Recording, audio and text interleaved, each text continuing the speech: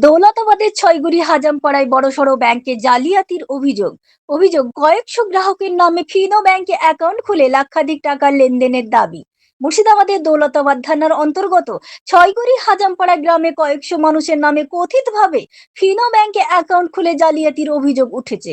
এই ঘটনাকে কেন্দ্র করে শুক্রবার বহরমপুরে ফিনো ব্যাংকের সামনে বিক্ষোভ সামিল হন বহু গ্রাহক।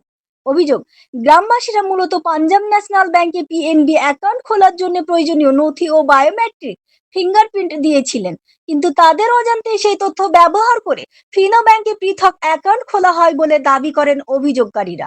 গ্রাহকদের অভিযোগ, তারা কখনো ফিনো ব্যাংকে অ্যাকাউন্ট খোলার আবেদন করেননি। সম্প্রতি প্রশাসনের পক্ষ থেকে বিভিন্ন আর্থিক লেনদেনের সংক্রান্ত খোঁজ খবর নেওয়ার পরে তারা বিষয়টি জানতে পারেন। এরপর বহরমপুরের ফিনো ব্যাংকে গিয়ে জানতে পারেন তাদের নামে ইতিমধ্যে অ্যাকাউন্ট খোলা রয়েছে এবং সেই অ্যাকাউন্টে সন্দেহজনক লেনদেন হয়েছে বলে অভিযোগ। ক্ষুব্ধ গ্রাহকদের দাবি, এই ঘটনার সঙ্গে যুক্ত সংশ্লিষ্ট সিএসপির মালিক মইদুল ইসলাম বর্তমানে পলাতক।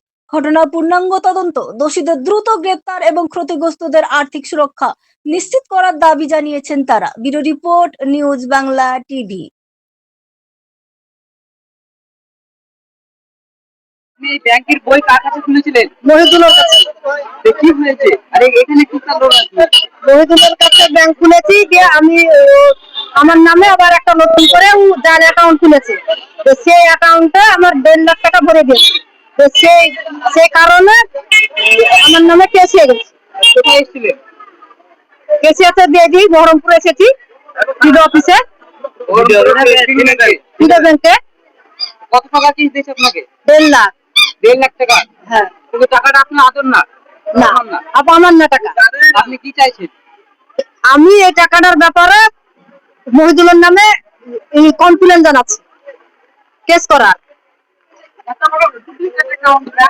ডুপ্লিকেট অ্যাকাউন্ট করেছে, তার লেগে আমি গরিব মানুষ, কি করে আমি এইসব টাকা শোধ করবো? আমরা খাইতে খুঁটে খাই, জমি নাই, বাড়ি ঘর কষ্ট করে কত খাইতে করনি। মহিদুলের বাড়ি 6 ঘড়ি হাজামপাড়া গাছের গোড়ায় বাড়ি। হ্যাঁ, তো ব্যাংক আছে বাড়িতে। আমার নাম রিজিয়া বিবি। এই এতগুলো মানুষকে ফাঁসাইছে, এগুলা সব গরিব মানুষ, তারা কিছু নাই, তারা হাতে খাটে পেটে খায়, গরিব মানুষ। আর এদেরকে ফাঁসিয়ে ওনারা ভাই, নিজের বউ মিলে, সবাই মিলে এত টাকা কামিয়ে জমি ব্যাংক ব্যালেন্স করে গেছে। হ্যাঁ, আর এই মানুষদের একটা বিপদ হয়ে যাবে। আমাদেরকে উদ্ধার করা হোক এবং যারা দোষী তাদেরকে দোষী সাব্যস্ত করে তাদের বিচার করা হোক। হ্যাঁ, তাদের যা সাজা দেওয়া হোক, তাদের সাজা দেওয়া হোক। এইটুকুনি আমি চাই। হ্যাঁ, আপনিও চাই না, এবার সমাপ্ত করছি। আমার নাম মসিমুদ্দিন শেখ, বাড়ি বাপি রতনপুর। আমি চুল কাটি, ক্ষুদ্র নাপিত, ছোট নাপিত আমি। হ্যাঁ।